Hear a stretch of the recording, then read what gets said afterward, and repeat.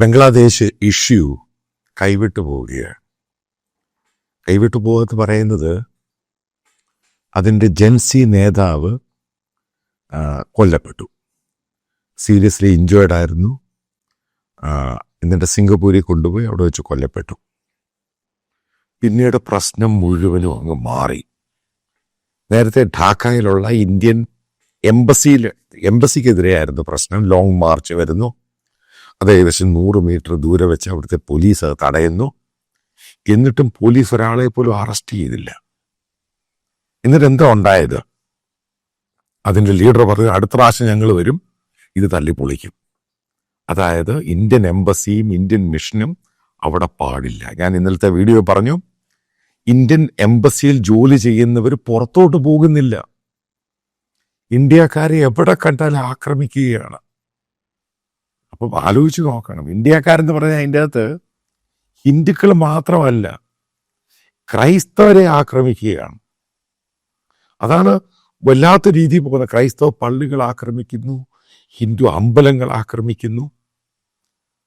അതേപോലെ ആൾക്കൂട്ടം, ഒരു ദിബാന്തർ എന്ന് പറഞ്ഞ ഒരാളെ ആൾക്കൂട്ടം ഇന്ന് ശരിക്കും മർദ്ദിച്ചു. എന്നിട്ട് ഒരു കല്യാണം നടക്കുകയാണ്, അതിൻ്റെ റിസപ്ഷൻ നടക്കുകയാണ്.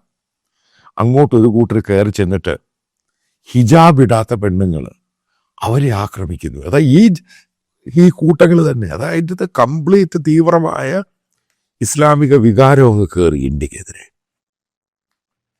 ആലോചിച്ച് നോക്കണം. അത് ഇന്നലെ ഏകദേശം ഢാക്കയിൽ മാത്രമേ ഉണ്ടായിരുന്നുള്ളൂ. മറ്റേ ഈ മരണം അറിഞ്ഞു കഴിഞ്ഞപ്പോൾ അതിനുശേഷം ഇന്ത്യൻ കോൺസുലേറ്റുകൾ 7ഓളം ഇന്ത്യൻ കോൺസുലേറ്റുകൾ അടച്ചുപൂട്ടി. അതിൻ്റെ മുമ്പിൽ മുഴുവനും പ്രശ്നം. ഇന്ത്യൻ കോൺസുലേറ്റ് കല്ല് പിറക്കി എറിയുന്നു. ഇന്ത്യൻ ഹൈക്കമ്മീഷൻ താമസിക്കുന്ന വീടിനെറിയുന്നു. ഇന്ത്യ ഈ 60 വർഷം മുമ്പ് അവിടെ ഉണ്ടായിരുന്നൊരു സ്കൂളാണ് നളന്ദ സ്കൂൾ. ഫേമസ് സ്കൂളാണ്. ഏറ്റവും കൂടുതൽ ഹിന്ദു കുട്ടികളാണ് പഠിക്കുന്നത്. ആ സ്കൂൾ കത്തിച്ചു. അതേപോലെ അവിടെ ഏറ്റവും പൗരാണികമായ ഇന്ത്യൻ സംസ്കാരത്തിലൊരു ക്ലബുണ്ട്, അത് കത്തിച്ചു. ഇതാണ് സ്ഥിതി. ഇതാണ് ഞാൻ ഈ പറയുന്നത്. ചില സന്ദർഭങ്ങളിൽ പറയുന്നത് ഇന്ത്യയുടെ ചില പോളിസികളൊക്കെ കറക്റ്റായിട്ട് ഈ പറയുന്ന ബംഗ്ലാദേശിനെ മോണിറ്റർ ചെയ്ത് പരാജയപ്പെട്ടു.